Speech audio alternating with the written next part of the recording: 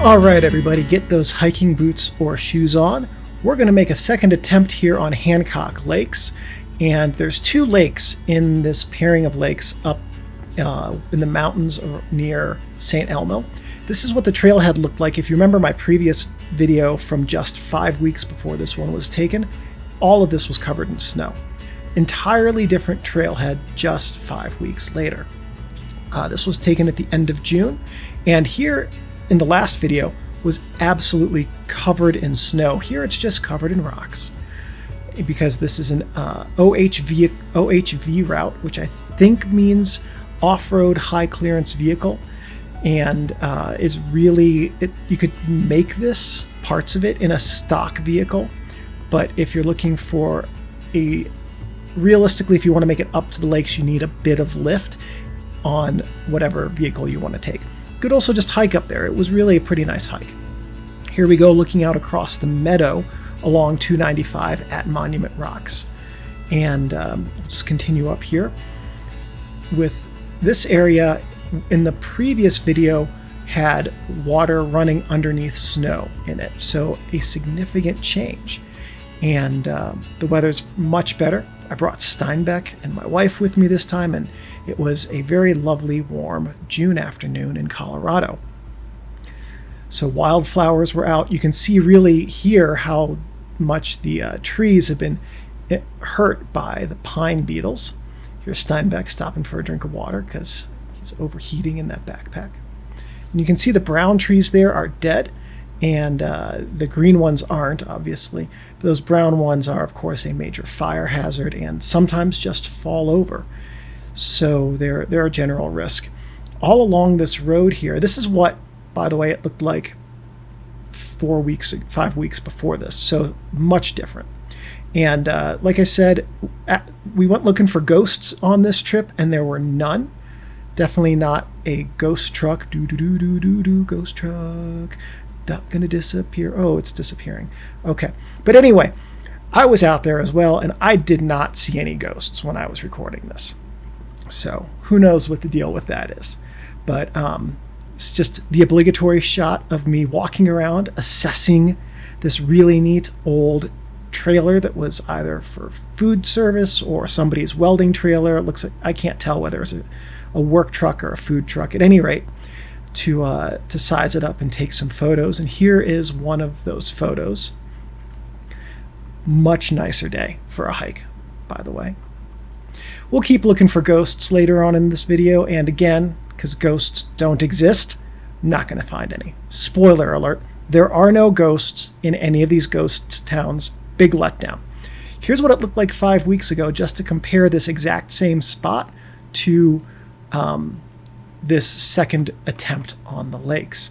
Let's run up the hill here a little bit to make it a bit of a challenge. This spot here was also in the video from the previous video on this, and this was one of the areas where I got really lost because there's a driveway up to the right and then the trail off to the left, and the snow was so deep that the trail marker that we passed back there was completely covered.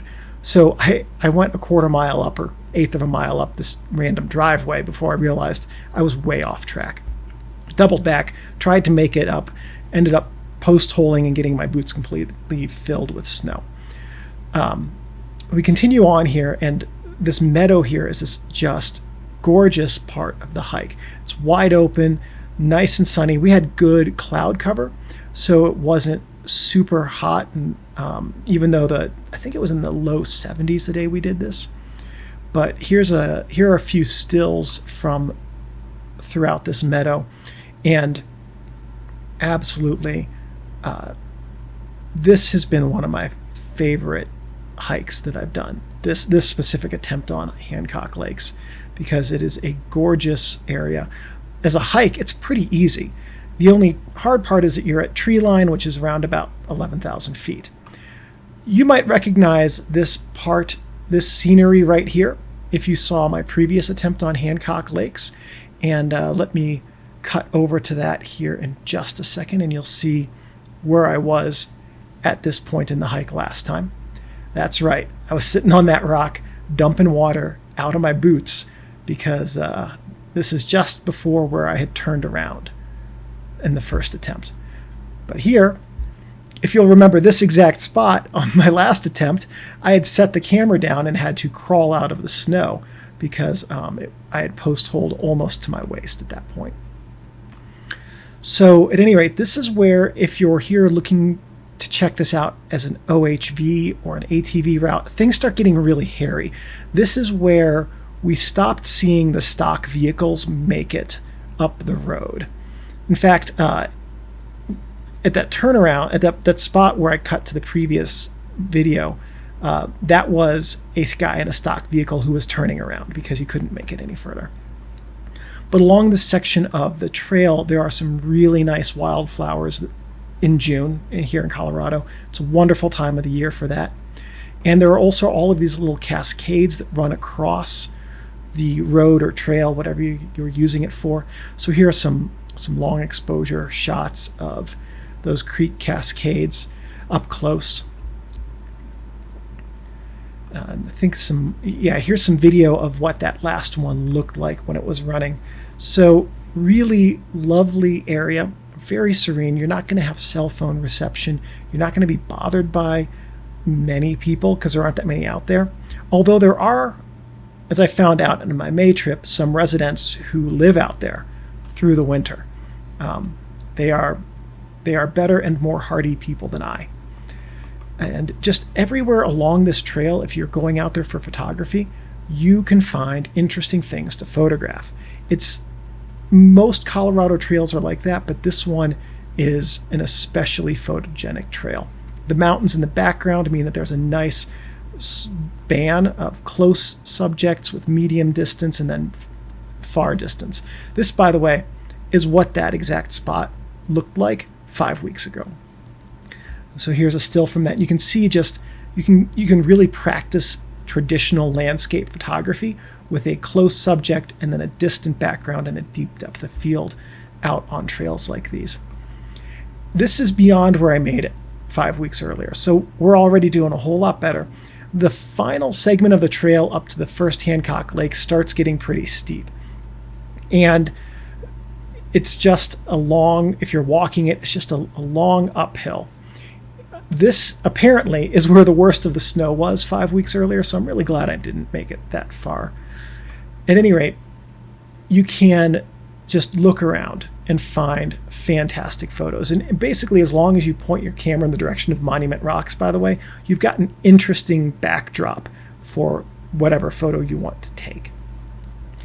And when you're in Colorado, the elevation up here is really good for giving you nice, clean air, which means that you can have these distant vistas like the mountains and the ridges in the background without them being really blurry or drowned out by UV scattering or pollutants in the air, especially tiny particulates. And so at any rate, this is, like I've said in many of these videos, if you want to practice landscape photography, it's hard to beat areas like this, especially because most of these are really accessible if you have Denver as your base camp. Once you get up to the top of that long hill, it flattens out a little bit, and now you can see the parking lot up there. There's a parking lot at the first lake. So if you're into fly fishing, you can take an ATV up to the first lake and fly fish. And there were people fishing in both lakes when we were up on the lakes for this hike. So absolutely wonderful mountain formations. Now we'll get to see some Alpine lake photos here in a minute. Lots of them. I'm just going to throw tons of them into your face. And one thing about Alpine lakes is they are incredibly photogenic, but they are only as photogenic as their backgrounds. So here's what the backgrounds look like in this area.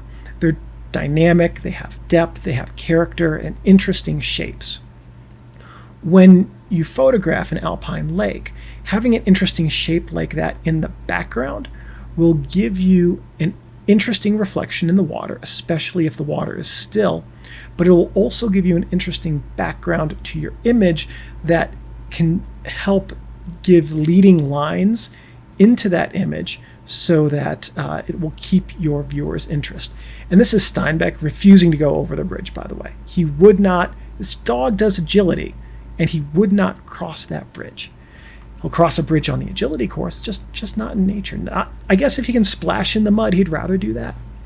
So we're past the parking lots here, walking up towards the first Hancock Lake, and yes, I think I already spoiled it when I said there were going to be tons of Alpine lake photos, but yes, we did make it to both of the lakes.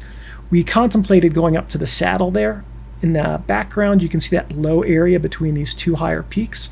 It's over on the right third of the image in this photo. We contemplated hiking up to that. It's about 12.8, I think, at the top of the saddle, but the winds were picking up.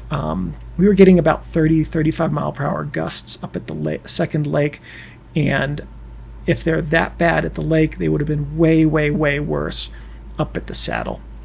As it was, the wind was so bad it knocked the tripod with my Sony a7S and 14mm Rokinon over, planting the front of the Rokinon lens element down into a rock field. Fortunately, that Rokinon has a very, very deep lens hood on the front of it, and that took the entirety of the hit, and the element was completely undamaged. So you can see here in this photo how strong the winds were. Look at the cloud movement. This is probably about a 15-second shot. You can see here the ground level winds, pretty strong. So when you are out photographing these things, it's just a good idea to be mindful of the wind so that it doesn't knock your camera gear over. It's a lesson I should have learned the first time that happened in my life, but it wasn't. So at any rate, the trail continues on, and this is Chalk Creek between Upper and Lower Hancock Lake. There's two lakes there. There's the Upper and the Lower. And the creek runs, the snow melts from those peaks into Upper Hancock Lake. It overflows, it drains down Chalk Creek, brings water to wildflowers and things like that.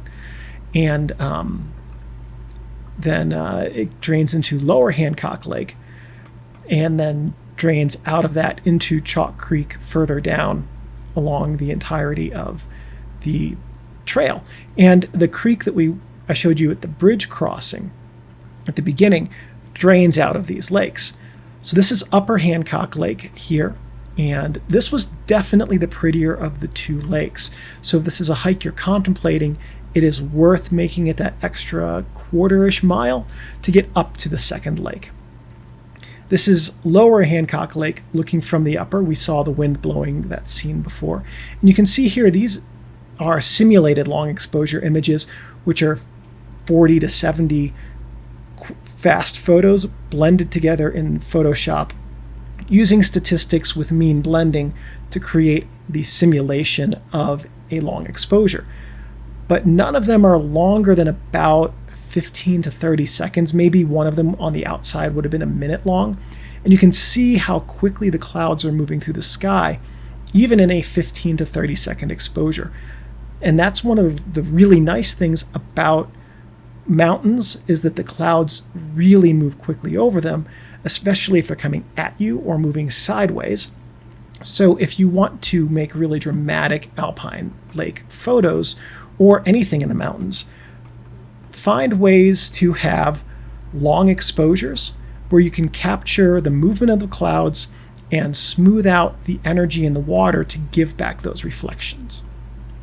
So here we are at some photos that didn't make the cut during the video, and this was back at the trailhead here. We're going to go into St Elmo now, because after the hike, my wife and I decided we were going to go find a ghost.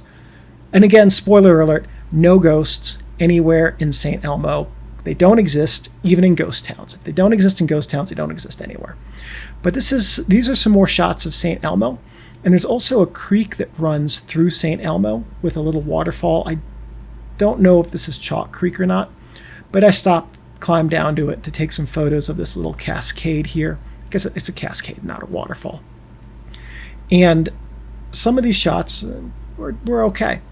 So climb back up from the creek and here are some more photos of St. Elmo. We found this old, falling apart house, and here's the nameplate on the house. Most of the old buildings, if not all of them, have historic markers.